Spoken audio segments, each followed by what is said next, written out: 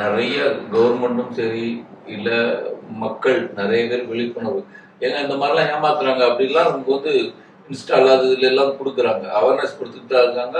அதனால ஏமாற்றம் அடைஞ்சுக்கிட்டு தான் இருக்கும்.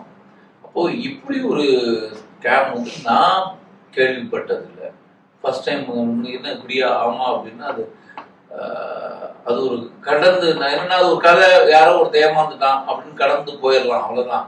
ஆனா நாங்க போகும்போது இதனால் பாதிக்கப்பட்டாலும் நிறைய இருக்காங்க.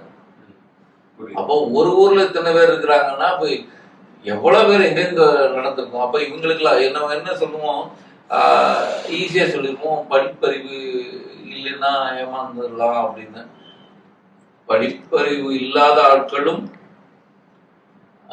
பயங்கர புத்திசாலியா ரொம்ப ஜாக்கிரதையா வாழ்ந்த ஆட்களை பார்த்துருக்கோம். அதில் வாழ்ந்துகிட்டு இருக்காங்க.